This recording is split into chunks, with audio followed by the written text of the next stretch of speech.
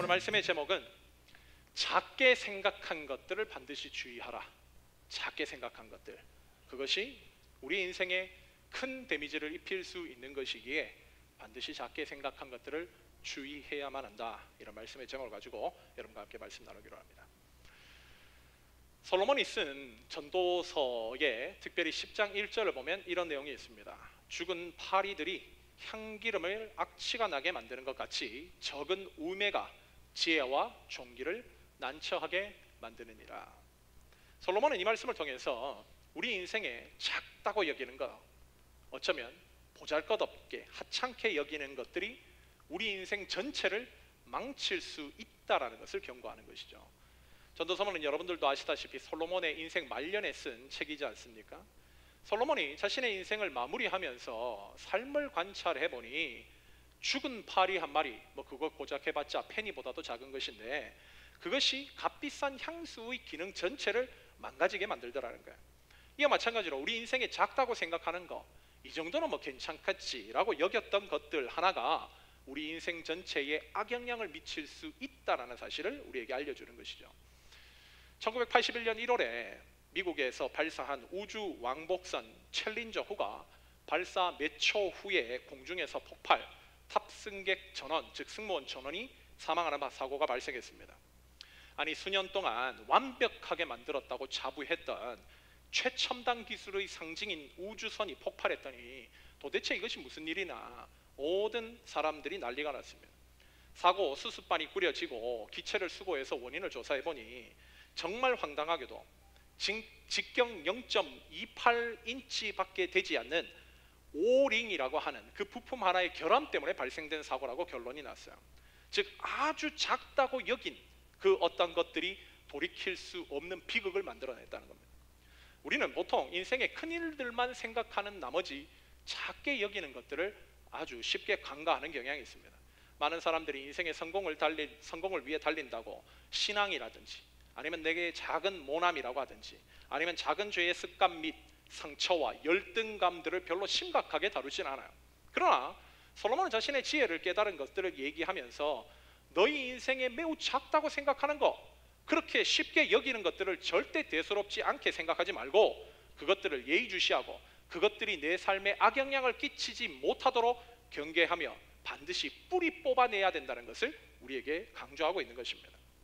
오늘 본문은 이 말을 한 솔로몬이 자신의 왕위를 굳건하게 만든 이후 잠깐의 방심으로 인해 이스라엘 왕국이 분열되게 만든 그 비극을 우리에게 말씀해주고 있어요. 솔로몬은 분명 하나님으로부터 큰 은혜를 받고 이스라엘 왕이 된 사람입니다. 그의 삶의 초기 모습을 기록하고 있는 오늘 본문 전 열왕기상 2장 46절 하반절을 보면 하나님의 축복에 의해서 이스라엘은 솔로몬에 의해서 날이 갈수록 견고해져 갔다고 말씀하고 있어요. 이와 같은 때에 솔로몬이 더욱더 붙들어야 할 대상은 바로 오직 하나님 한 분뿐이었습니다. 그래서인지 오늘 말씀 이후의 내용을 보면 솔로몬은 기브온에서 하나님께 1000번제를 드립니다. 여기서 솔로몬이 드린 1000번제란 번제를 하나, 둘, 셋, 넷처럼 1000번 드린 것이 아니라 한 번의 번제에 1000마리 제사를 한마디로 1000마리의 송아지를 하나님께 바친 것이라는 것으로 여겨져요. 분명 이런 모습은 솔로몬이 하나님께 최상의 모습으로 하나님 앞에 합당한 모습으로 나가기에 옳은 모습이었습니다. 그러나 오늘 본문, 즉 솔로몬의 초반기의 어떤 삶 전체를 얘기하는 오늘 본문을 보면 솔로몬이 희한하게도 오직 하나님 한 분만 의지하지 않았다라는 것을 강조하고 있어요. 오늘 본문 1절을 보면 솔로몬은 애굽 왕과 더불어 혼인관계를 맺었다고 말씀합니다. 이 당시 고대 근동세계의 패권국가였던 이집트는 정치적 동맹을 위해서 자신들의 공주를 외국 왕에게 시집 보내는 일을 거의 하지 않았습니다. 그럼에도 불구하고 이들이 솔로몬에게 자신의 공주를 보냈다고 하는 것은 솔로몬의 통치 아래 이스라엘이 지금 고대 근동세계의 신흥 패권국가로 떠오르고 있다는 것을 보여주는 것이죠. 솔로몬 역시도 자신의 정치적 안전을 위해서 전통 강국인 이집트와 정략 결혼을 함으로써 든든한 백을 두려고 했던 것 같아요.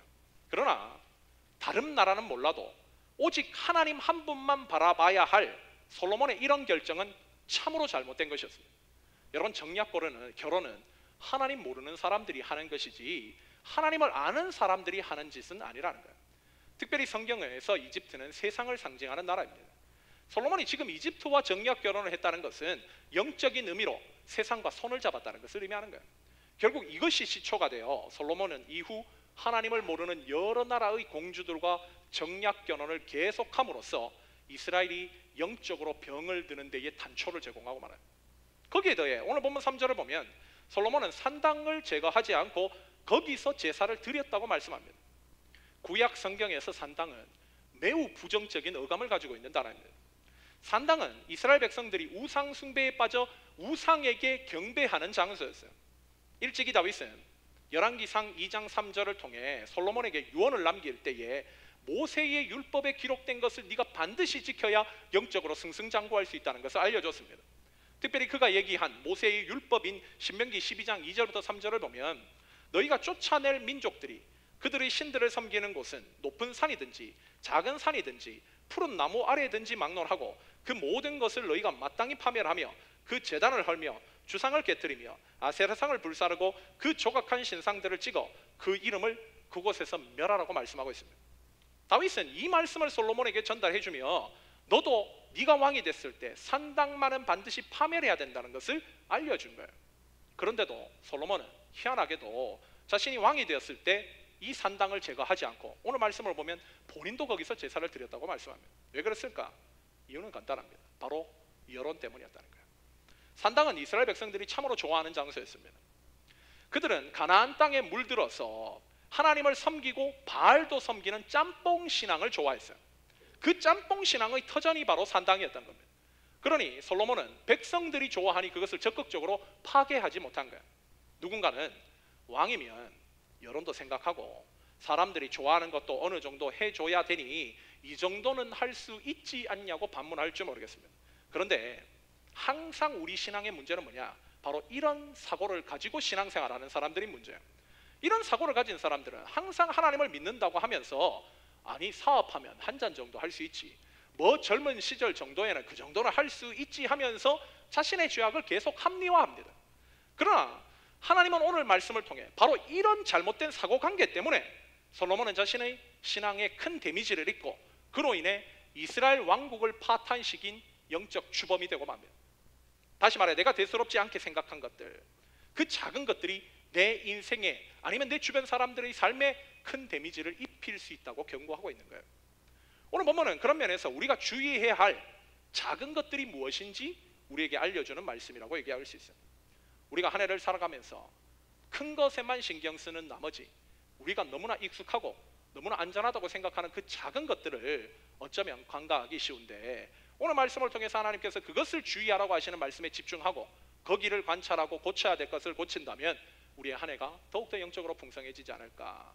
그렇다면 오늘 본문을 통해서 우리가 살아가면서 자주 작다고 여기면서 간과하는 부분들이 무엇이고 거기를 어떻게 해야지 주의하며 바르게 살 수 있는지 오늘 본문을 중심으로 여러분과 두 가지로 묵상해 보고자 합니다. 첫째로 우리가 너무나 익숙하지만 자주 간과하는 신앙의 영역이 뭔가? 바로 믿음이라는 거예요. 믿음. 많은 교인들이 자신의 믿음이 있다고 얘기합니다. 자신의 믿음에는 아무런 문제가 없다고 얘기를 해요. 그러나 사실 가장 오염되고 가장 연약하고 가장 부서지기 쉬운 신앙의 영역이 뭔가? 바로 믿음이라는 영역이에요. 예수님을 믿는다고 하면서도 즉 하나님 보시기에 합당한 절대 믿음의 태도를 가지지 않고 언제나 세상과 양다리를 거치는 짬뽕 신앙의 변질된 신앙으로는 하나님께 인정받지 못합니다. 그리고 이런 변질된 믿음은 반드시 우리 인생에 큰 데미지를 입힌다는 거예요. 오늘 본문 1절이 이렇게 얘기하는데요. 오늘 본문 1절 다시 한번 읽도록 하겠습니다. 오늘 본문 1절입니다. 함께 읽습니다. 시작. 솔로몬이 애굽의 왕 바로와 더불어 혼인 관계를 맺어 그의 딸을 맞이하고 다윗 성에 데려다가 두고 자기의 왕궁과 여호와의 성전과 예루살렘 주위의 성의 공사가 끝나기를 기다리니라. 오늘 본문 1절을 보면 솔로몬이 애굽 왕과 혼인 관계를 맺었다고 말씀하는데 여기 혼인 관계라고 하는 데에 사용된 히브리어 화이트 와텐이라는 말은 하탄의 동사의 제기형으로 뜻을 얘기하자면 사위가 되다, 정략 결혼을 하다는 뜻입니다. 즉 솔로몬은 자신의 나라에 안장이 찾아오자 정치적, 군사적으로 더욱더 안정을 도모하기 위해서 이집트와 정치적 동맹을 맺었다는 거예요. 그 당시만 하더라도 방금 전 설명한 대로 이집트는 전 세계를 지배하는 막강한 제국이었습니다. 솔로몬은 자신이 이집트의 사위가 된다면 자신이 어떤 위기를 맞이하더라도 이집트는 자신을 지켜줄 것이라고 믿었던 것 같아요. 그러나 여러분, 우리가 여기서 중요하게 생각해 봐야 될 대목이 있습니다. 성경에서 이집트는 어떤 곳인가? 하나님 나라의 가치와 정반대되는 가치를 추구하는 나라예요. 바로 세상을 상징하는 것입니다. 그런데 솔로몬은 하나님의 은혜 덕분에 어떻게 보면 왕이 될 수 있는 서열 제일 멀리 있었던 자임에도 불구하고 왕으로 세워졌는데, 자신이 완전히 되자 하나님을 생각하는 것이 아니라 세상의 힘을 상징하는 이집트와 손을 잡았다는 것은 지금 굉장히 부정적인 인상을 주고 있다는 거예요. 만약 솔로몬이 하나님을 절대적으로 신뢰하고 있었다면 이런 짓은 하지 않았을 것입니다. 그러나 어느 대목에선가 솔로몬은 자신의 삶이 평안히 찾아오자 하나님을 절대적으로 신뢰했던 마음을 거두고 세상을 쳐다보기 시작해요. 세상의 힘을 쳐다보기 시작합니다. 바로 여기서부터 솔로몬의 믿음의 틈이 생기기 시작했고, 결과적으로 그가 타락하여 이후에 이스라엘을 두 동강 내는 비극을 초래하게 만들었다는 거예요. 지금 솔로몬이 자신의 정치적 안정을 위해서 일종의 보험수단이죠, 보험으로 이집트와 동맹을 맺었는데, 그렇다면 과연 이집트는 후에 정말 솔로몬의 바람대로 위기 때마다 자신들을 도와줬을까? 그렇지 않았습니다. 열왕기상 14장을 보면 애굽왕 시삭은 솔로몬과 결혼 동맹을 맺은 지 몇십 년 후에 이스라엘을 공격해 들어와요. 무엇을 말씀하시는 걸까?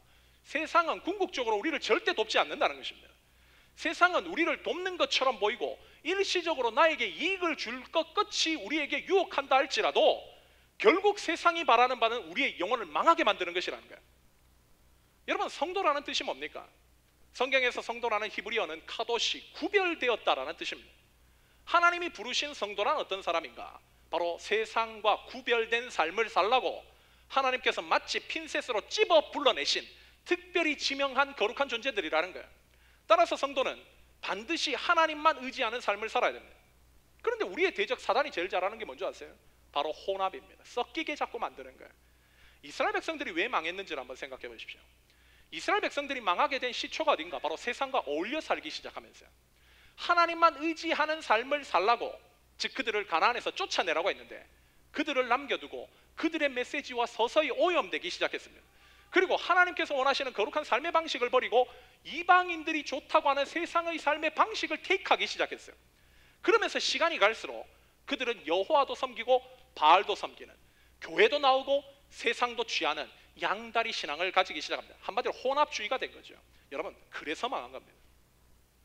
여러분, 우리가 잊지 말아야 할 것은 순수한 믿음, 100%의 절대 믿음이 아닌 혼합주의 믿음을 가지고는 우리 인생 절대 안전을 보장할 수 없다는 거예요.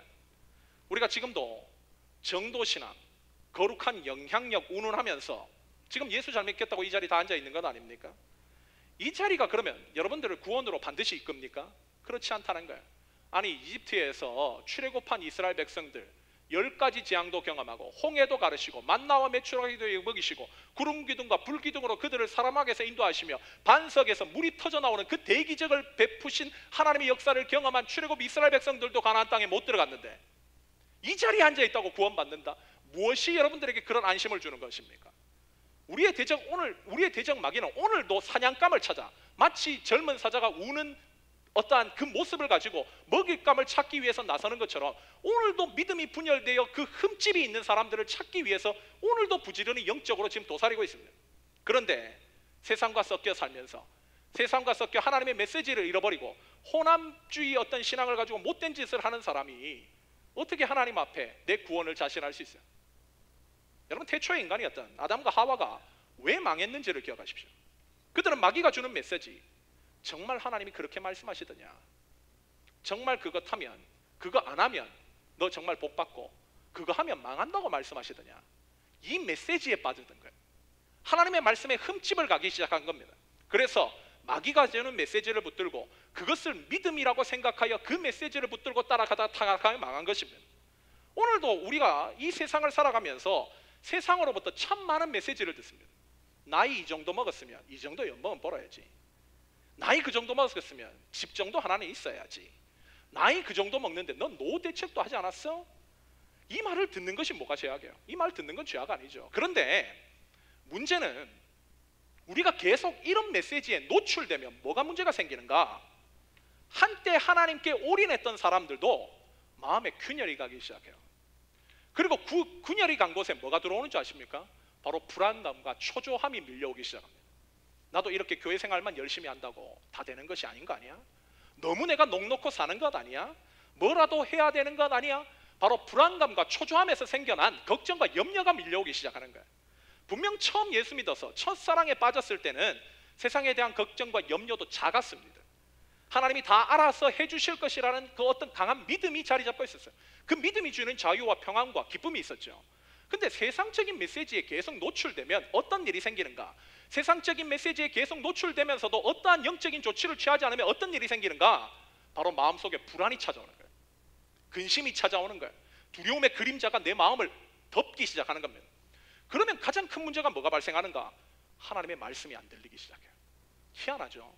마음의 불안감과 초조함과 근심으로 시작했는데 결국 궁극적으로 어디까지 가는가? 하나님의 말씀이 안 들리기 시작하는 거예요. 하나님의 말씀에 그런 사람들 집중을 못합니다. 분명 그 사람들 말씀 잘 듣던 사람이에요. 들었던 말씀이라도 다시 들으면 은혜 받던 사람들입니다. 그런데 희한하게도 그런 문제가 생기기 시작하면 말씀이 안 들려요. 말씀에 집중을 못합니다. 이게 사실 마귀가 노린 바죠. 즉 세상의 메시지에 계속 노출되게 하면서 마음에 믿음의 균열이 가게 하고 거기에 불안과 초조함과 두려움을 계속 들어오게 하는데 그것을 방치한 결과 결국 말씀을 못 듣게 하는 거. 이게 마귀가 노린 바라는 거예요. 제 예전에 대학 다닐 때요, 기억나는 강의실 풍경이 하나 있습니다. 제 수업을 듣는데 전공 과목이 아닌 중요하지 않는 교양 과목을 들었을 때 제 뒷자리에 앉아서 봤던 그 장면이 기억이 나는데요, 교수님 앞에서 열강을 해요. 근데 학생들은 전부 다 랩탑을 켜놓고 있습니다. 근데 어떤 학생들은 뭘 하는가? 앞에서 교수는 속고 있는 거죠. 랩탑 켜놓고 다 열심히 뭐 타자 치는 척하고 있으니까 다 잘 듣는다고 하는데 뒤에서 보면 어떤 모습인가? 어떤 사람 드라마 보고요, 어떤 사람 스포츠 기사 읽고요, 어떤 사람은 뭐 유튜브 보고요, 딴짓 다 합니다. 결국은 뭔가를 듣는 것처럼 보이지만 혼합된 마음으로 강의실에서 결국 교수만 혼자 열강하고 있는 분위기. 이게 세상의 어떤 교양 과목의 분위기예요. 근데 제자 훈련하면요, 이와 같은 일이 벌어집니다. 어떻게 보면 제자 훈련에 혼합된 마음을 가진 사람들이 꼭 이와 같더라고요. 우리도 지금 제자 훈련하면 랩탑 다 켜놓고 있어요. 그럼 과연 거기서 전부 다 하나님 말씀에 집중하고 있을까요? 정말 다 보고 있을까요? 그렇지 않습니다. 희한하게도 마음의 혼합주의에 빠진 사람들은요, 하나님 말씀 집중 못해요. 이런 사람들 예전에 절대 믿음을 가지고 있었을 때 말씀 2시간 전에도요 30분 같다고 왜 이렇게 짧냐고 얘기했던 그런 사람들입니다. 그런데 어느 순간부터 집중을 못해요. 한결같이 그 사람들 앞자리 사수했던 사람들, 근데 어느 순간부터 뒤로 물러가기 시작해요. 구석에 처박혀 있습니다. 신앙 떨어지면 희한하게 뒤로 가요. 왜 그럴까요? 저는 이유가 하나라고 생각해요. 명예는 지키고 싶은데 앞자리에 앉으면 다 자기가 뒤에 사람들이 뭘 하는 줄 아니까 뒤로 물러가는 거예요. 여러분, 눈 가리고 아웅식 아닙니까? 이런 신학 가운데 무슨 하나님의 말씀에 놀라운 역사로 말미암아 세상을 이기는 힘을 공급받습니까? 이미 마음이 무너져 버렸는데. 여러분, 이건요 영적인 문제입니다. 여러분, 세상적인 메시지에 빠져 내 믿음의 균열이 가기 시작하면 하나님을 향한 절대 믿음이 흔들리기 시작하고 결국 하나님을 향한 절대 믿음이 흔들리기 시작하면 거기에 불안감과 초조함과 두려움이 장악해서 하나님 말씀을 듣지 못하는 거예요. 말씀이 지겨운 거예요. 여러분, 이것은 누구라도 그렇게 될 수 있어요. 솔로몬이 바로 이 트랩에 빠진 겁니다. 그렇게 우리의 신앙생활도 뭐 여기 새로운 교회에 앉아 있다고 내가 믿음이 있다고 착각했다가 마지막에 아닌 것으로 드러나게 된다면 그런 비극을 맞이하지 않기 위해서라도 반드시 우리의 믿음을 점검해야 된다는 거예요. 여러분 가운데 혹시 하나님을 믿는다고 함에도 근래 들어 신앙생활 함에 있어 하나님 주시는 기쁨과 평안은 없고 하나님 말씀에도 집중하지 못하는 사람들이 있습니까? 그것은 매우 위험한 영적 신호예요. 여러분, 무엇이 그렇게 만든 것인지 한번 돌아보세요. 무엇 때문에 내가 금이 간 것입니까? 무엇 때문에 내가 하나님 주시는 자유와 평안과 기쁨을 잃어버린 것이죠? 무엇 때문에 결국 내가 자꾸 세상을 쳐다보는 것입니까? 답은 하나요. 하나님을 향한 절대 믿음의 균열이 갔기 때문에, 하나님께서 주시는 그 믿음의 순수함을 잃어버렸기 때문에, 세상이 주는 메시지에 계속 노출되기 시작하면서 귀가 세상을 향해 더 열려버렸기 때문에, 그럴 때 하나님께 간절히 기도하면서 그 메시지를 내 마음에서 물리칠 수 있도록 영적인 조치를 취했어야 되는데 하나 둘씩 용납하기 시작하면서 이 정도는 괜찮겠지 받아들이기 시작하면서 결국 그 마음이 무너져 버렸기 때문에, 감사한 것은 하나님께서 택하신 당신의 어떠한 성도들이 이런 지경에 몰리면 반드시 인생에 어려움을 주세요. 이 은혜죠. 그의 삶에 큰 문제들을 자꾸 주십니다. 이때 하나님의 택한 사람들과 안 택한 사람들이 드러나는데, 택한 사람들은요, 그 어려움이 하나님 나한테 정신 차리라고 주시는 거구나, 세상 의지한다고 되는 것이 아니구나, 하나님께서 해결해 주시는 능력만 의지하기 위해서 절대 믿음을 가져야 되는구나, 이것을 깨닫고 본래 궤도에 돌아오라고 하시는 하나님의 음성을 듣고 그 사람들은요, 흔들려도 돌아와요. 뭔가 오뚜기처럼 넘어진 것처럼 돌리지만 돌아옵니다. 그런데 아닌 사람들은요, 메시지를 못 들어요. 계속 세상 추구합니다. 계속 불안감과 초조함, 마귀가 주는 먹잇감 계속 먹는 거예요. 그리고 결국 마지막에 뭐 죽기 전에 돌아올 수도 있겠죠. 그러나 그렇게 돌아온다 할지라도 이미 많은 것을 잃어버렸어요. 피눈물 흘리며 많은 상처들을 입은 채 돌아오는 것이 무슨 축복입니까? 혹시 신앙이 떨어져 하나님 주시는 가장 큰 축복인 자유와 기쁨, 평안을 잃어버린 사람들이 있습니까? 그런 사람들 한번 주변에 하나님의 사랑에 대한 첫사랑에 빠져 있는 사람들 한번 보십시오. 여러분 믿음을 가지고 있을 때 여러분도 그러지 않았습니까? 정말 너무 하나님이 좋았어, 정말 하나님 말씀이 너무 좋았어, 그 달고 오묘한 하나님의 말씀 더 한 자라도 받아들이기 위해서 열정을 내는, 열심을 내는 그런 사람들 보세요. 저도요, 그런 분들, 그런 성도들 보면서 위로 참 많이 받습니다. 제자 훈련하면서 정말 예전 같았을 때는 직장에서 누군가 나를 괴롭히고 나한테 시비를 걸었을 때 나도 거기 넘어져서 상처받고 그로 인해서 많은 어려움을 겪었을 것인데, 하나님 주시는 말씀, 외웠던 말씀이 생각나서 그 위기를 넘어갔다고 하는 사람들. 또 예전 같았으면 정말 돈 때문에, 세상 재리의 욕심 때문에 내 마음이 참 어려웠었는데 하나님 말씀 주시는 그 자유와 기쁨, 평안 때문에 가난해도 기뻐할 수 있었다는 간증. 여러분 그런 간증을 하셨던 적이 언제입니까? 이 자리에 앉아있다고 하면서도 그 뜨거움을 가졌을 때가 언제입니까? 결국 제가 이런 간증을 들을 때마다 느끼는 게 뭐냐면, 우리가 살고 있는 이 미국이라는 땅이 전 세계에서 불어하는 가장 살기 좋은 땅 아닌가요? 근데 희한하게도 그런 사람들은 자신이 행복한 이유가 이 미국에서 주창하는 가치인 돈과 어떤 재물 때문에 행복한 것이 아니라 하나님 말씀 때문에 행복하다고 고백하고 있다는 점이에요. 여러분 이게 진짜 놀라운 것 아니에요? 근데 이게 바로 신앙이 주는 위대한 힘이라는 거예요. 신앙이 가질 수 있는 유일한 파워입니다. 아무리 세상 사람들이 자신은 하나님 없이는 살아도 돈 없으면 못 산다고 하고, 성경의 메시지가 세상을 살아가는 자신에게 부담이 되고 정죄감을 준다고 한다 할지라도, 진짜 성도는 하나님 말씀 없이는 나는 절대로 못 산다고 고백하는 사람들입니다. 만약 내가 하나님 말씀 없어도 지금 잘 살고 있다고 생각한다면 그건 아직 거듭난 사람이 아니에요. 정말 구원의 은혜, 성령의 역사를 체험한 사람들은 하나님 말씀 없으면 세상에 한 발자국도 못 나가는 사람들. 그게 바로 하나님 백성들의 특징이라는 거예요. 우리가 올 한 해 살아가면서 절대 놓치지 말아야 될 것이 뭔가, 바로 우리가 끝까지 의지하고 붙들어야 될 분, 오직 하나님 한 분밖에 없다는 사실. 세상에 속으면 안 돼요. 내가 힘들고 내가 최악의 고통 가운데 처해 있다 할지라도 그 사망의 음침한 골짜기에서 나를 건져내 주실 분은 오직 하나님 한 분밖에 없습니다. 그 하나님 의지하지 않고는 우리가 어떻게 그것을 빠져나올 수 있어요? 여러분 아무리 수많은 재물과 천천의 재물을 쌓아 올린다 할지라도 하나님 거둬가시면 끝입니다. 하나님 한 번 뺏어 가시면 끝이에요. 그러므로 우리는 이 세상의 메시지라 우리에게 안정을 주고 우리에게 미래를 준다라는 이 속임수에 넘어가지 말고, 만약 그것이 내 마음의 균열을 줬다면 그것을 그냥 대충 내버려 두지 말고 절대적으로 하나님의 말씀을 신뢰하고 믿음으로 그것을 다 뽑아내버려야 된다는 거예요. 기도는 왜 합니까? 바로 그것을 다 태워 없애려고 하는 겁니다. 그럴 때 하나님께서 우리를 절대적으로 도우시고 이기게 하시며 우리의 삶의 진정한 축복이 무엇인지를 경험하게 하신다는 거. 이것이 바로 오늘 본문이 우리에게 주는 첫 번째 메시지죠. 둘째로, 우리가 너무나 잘하고 있다고 착각하면서도 가장 넘어지기 쉬운 또 다른 신앙의 영역이 뭔가, 바로 예배입니다. 예배. 성도에게 중요한 것은 예수 믿는다, 나 그리스도인이다, 뭐 종교 안에 기독교 쓰는 게 중요한 게 아니라, 진짜 그리스도인은 첫 번째 말씀 없이는 못 사는 사람이고, 두 번째는 예배를 목숨처럼 여기는 사람들이에요. 이게 바로 진짜 그리스도인들의 특징이죠. 오늘 보면 2절과 3절이 이렇게 얘기하는데요, 2절을 우리 형제들이 읽고 3절을 우리 자매들이 한번 읽도록 하겠습니다. 먼저 형제들부터 읽습니다. 2절입니다. 시작. 그때까지 여호와의 이름을 위하여 성전을 아직 건축하지 아니하였으므로 백성들이 산당에서 제사하며, 솔로몬이 여호와를 사랑하고 그의 아버지 다윗의 법도를 행하였으나 산당에서 제사하며 분향하더라. 앞선 1절에서는 솔로몬이 자신의 나라가 견고해지자 바로의 딸과 정략 결혼을 한 사실을 언급했어요. 이어지는 2절과 3절을 보면 당시 솔로몬과 이스라엘 백성들의 영적 상황을 언급하는데, 특별히 2절에서 한글 성경에서는 번역이 빠져 있는데 히브리 성경을 보면 부정적인 측면을 언급하는 히브리 접속사 라크라는 단어가 들어 있습니다. 이러한 이 단어의 부정적인 뉘앙스를 살려 2절을 다시 한번 직역하면 그럼에도 불구하고 그 백성들이 그 산당에서 제사하더라가 됩니다. 그렇다면 왜 성경은 부정적인 측면을 언급하는 라크를 2장 문장 제일 앞에 두었을까요? 이것을 알려면 산당에 대한 이해가 필요합니다. 산당에 해당하는 히브리어 빠마는 문자적으로 높은 곳이라는 뜻이에요. high place 뭐 이런 뜻인 거죠. 이는 팔레스타인 땅에 있는 산당들이 대부분 높은 산에 위치하고 있었습니다.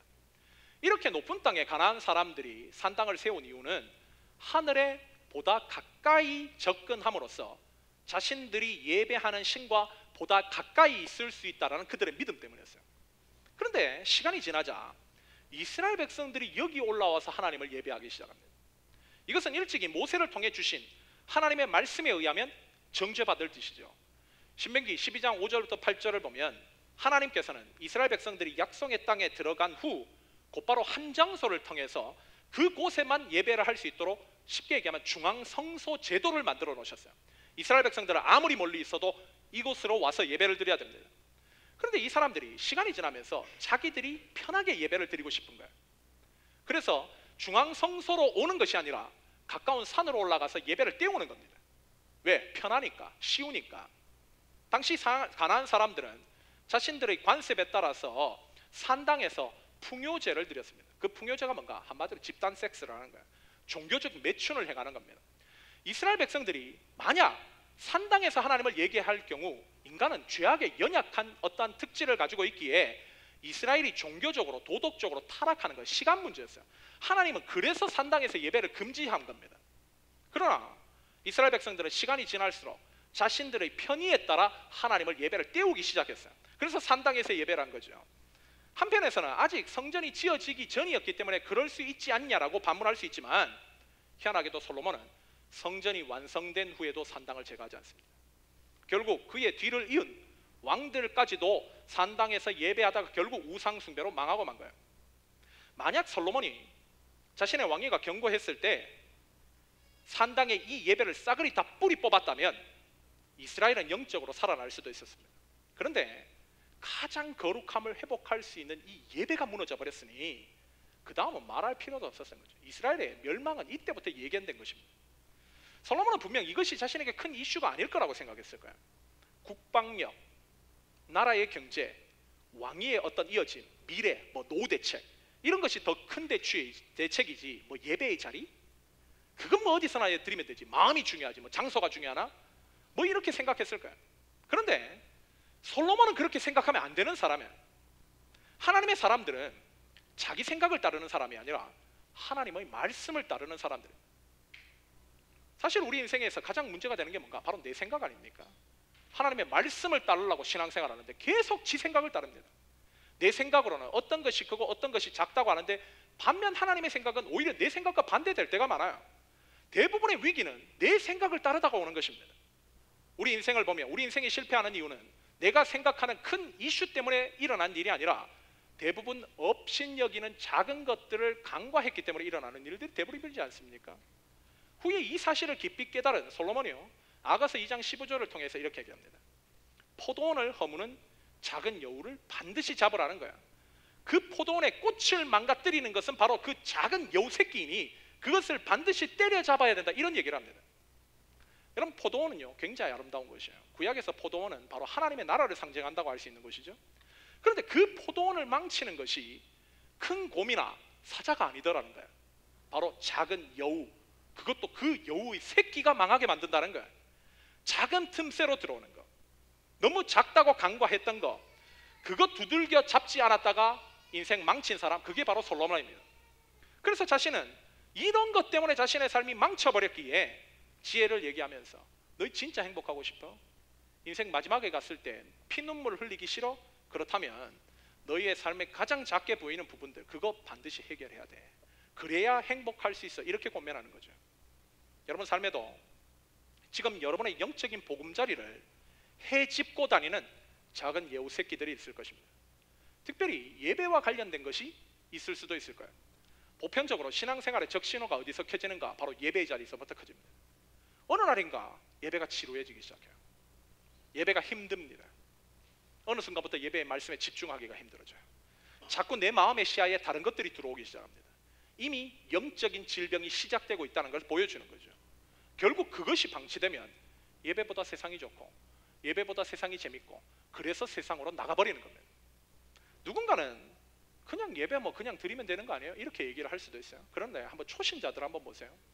초신자들 처음에 신앙생활 했을 때 예배 한두 번 오다 보면 재미가 있습니다. 그래서 계속 다니기 시작해요. 예배에 다니면 또 흥미로운 현상이 뭐냐? 믿음이 생기기 시작합니다.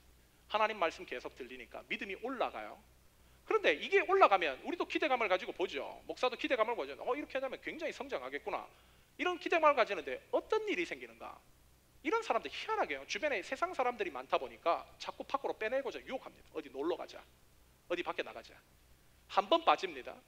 근데 그 한 번 빠지는 것이 제가 이때 동안 사역하면서 절대 한 번 빠지는 것으로 그치는 거 잘 못 봤어요. 계속 빠져요. 한 두세 번 빠지죠? 그러면 뭐가 문제가 생기는 줄 아세요? 정말 처음에 그 사람 얘기했던 것처럼 예배 그냥 드리면 되죠. 오면 되는 거 아니야? 하지만 절대 못 옵니다. 쉽게 못 돌아와요. 왠 줄 아세요? 마귀가 뒤에서 잡고 있기 때문에. 마귀가 뒤에서 끈으로 붙들고 못 가게 막는 거예요. 여러분 예배는요 절대 물리적이거나 피지컬한 현상이 아니에요. 영적인 문제입니다. 이 영적인 문제에서 문제가 생기면 결국 다 무너져 내리는 것이죠. 마찬가지로 말씀에 정말 은혜를 받았던, 그래서 한때 말씀만 들으면 뜨거운 눈물을 흘렸던 자매들이 있습니다.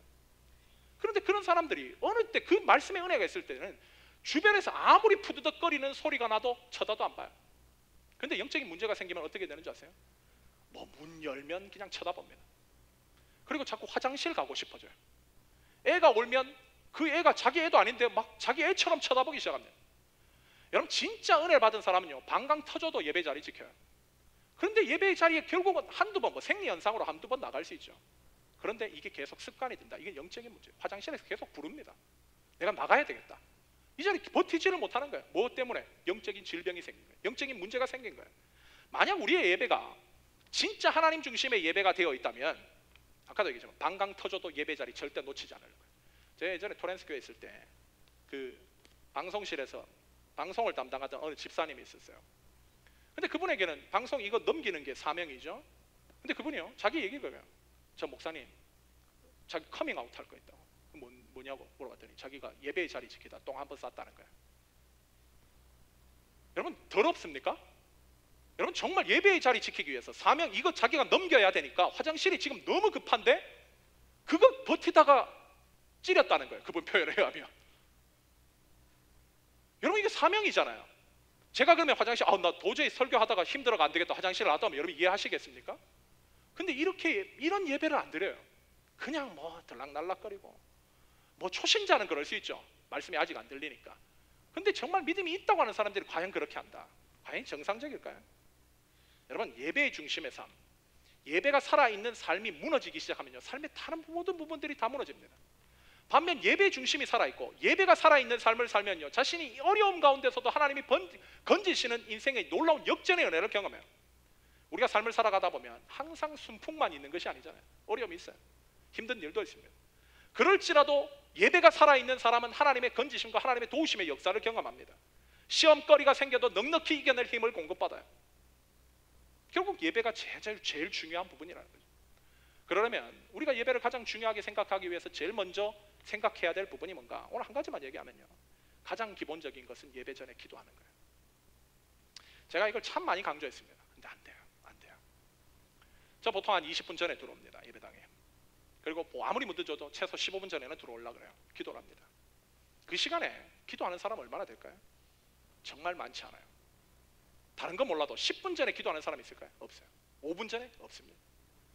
이미 영적인 분위기가 준비 없이 이루어져요. 뒤에는 돛대기 시작입니다. 기도를 하는데도 원래 진짜 저는 그렇게 생각해요. 정말 살아있는 교회, 이미 예배당 들어올 때부터 영적인 성령의 어떤 무게감으로 압도당하는 교회, 그 교회 좋은 교회라고 생각해요. 그런데 오히려 우리 교회는 기도하는 사람이 배려받지 못하고 뒤에서 떠드는 사람이 부끄러움 없이 떠들 수 있는 교회가 됐습니다. 예배 시간이 10분이고 5분 전인데 누가 기도합니까? 뒤에서는 막 난리예요. 돛대기 시장입니다. 오히려 내가 큰 소리로 얘기하면 기도하는 사람 방해되겠구나. 오히려 조용히 얘기할 수 있는 교회가 돼야 되는데 자신 있게 떠듭니다. 이게 뭐 젊은 교회입니까? 이 건강한 교회? 여러분, 정말 내가 하나님으로부터 예배의 승리를 통해서 한 주간이 사느냐 죽느냐가 결정되어 있는데 뒤에서는 뭐 연애질하고 떠든다고 날리고 새로운 사람 오면 반갑지도 않으면서 얼마나 큰 소리를 얘기하는지. 여러분, 정말 반가워서 그렇게 얘기하는 거예요? 뭐 소셜 라이프 아니에요? 여러분, 정말 저는 그렇게 생각해요. 처음에 만약에 누가 오면 새신자들에게 인사할 수 있죠. 그러나 아는 사람이면 눈인사 정도 하면 됐다고 생각해요. 그리고 예배 끝나면 반갑게 인사하면 돼요. 정말 우리가 예배 드리러 오는 목적은 사람 보러 오는 게 아니잖아요. 이 예배의 중심의 주인공은 하나님 한 분이신데 그분에게 내가 예배를 하느냐, 그분이 내 예배를 받으시느냐에 따라서 내 한 주가 사느냐 죽느냐가 결정되는 문제인데, 하나님은 내 안중에 없어요. 사람밖에 안 들어옵니다. 우는 소리만 들어와요. 결국 밖에서 뭐가 하는가? 그런 얘기밖에 안 됩니다. 여러분, 이래 가지고 어떻게 예배를 하나님 받으시겠어요? 이 예배를 통해서 무슨 승리의 역사가 펼쳐지겠습니까? 만약 여러분 정말 여러분의 삶이 예배 중심의 삶, 정말 영적으로 변화되는 한 해가 되기를 원한다면 아무리 늦어도 최소 5분 전이라도 이 자리에 들어와서 기도하는 시간을 가져야 돼요. 하나님, 내가 한 주 동안 영적으로 너무 병들었습니다. 세상에 찌든 때가 너무 많이 껴서 하나님 말씀 내 이 상태로는 절대 못 씁니다. 성령님 도와주셔서 내 마음을 정결하게 해주십시오. 깨끗한 그릇이 될 수 있게 해주십시오. 하나님 말씀 받을 수 있는 그릇이 되게 해주십시오. 여러분, 그런 사람에게 하나님의 은혜를 베푸시지, 그냥 아무렇게나 와서 앉아있고 떠들고 마음의 중심도 이미 가라앉지 않는 사람에게 어떻게 하나님 말씀이 들어가겠습니까? 우리가 정말 한 해를 변화받기를 원하고 우리의 삶이 정말 하나님의 은혜로 도배되기를 원한다면 예배부터 바뀌어야 돼요. 예배 정신부터 바뀌어야 돼요. 정말 하나님 보신다, 내가 하나님께 감동을 드릴 수 있는 예배자가 되자. 이것이 바로 하나님께서 오늘 말씀을 통해 우리의 한 해의 예배가 바로 이런 모습이어야 된다고 강조하시는 하나님의 오늘 본문을 통해서 주시는 마지막 메시지입니다. 오늘 말씀을 마무리하면서 오늘도 누군가는 이런 말씀을 들으며 머릿속으로 자신의 잘못된 삶을 합리화하기 위해서 하나님 말씀을 쳐내려고 시도할 겁니다. 나는 그렇게 못 살아. 그렇게 살려면 내 미래는 어떻게 하라고? 나는 그러면 어떻게 살라고? 그 말은 뭘 의미하는 거예요? 나 하나님 안 믿어, 이 말 아닌가요? 하나님 말씀을 주셨는데 나 어떻게 그렇게 살라고? 이거 하나님 안 믿어, 이 말 아닌가요? 우리는 여러분 믿음이라고 얘기하지만 얼마나 많이 하나님을 안 믿어 이렇게 암묵적으로 얘기하고 동의하고 있는지 모릅니다.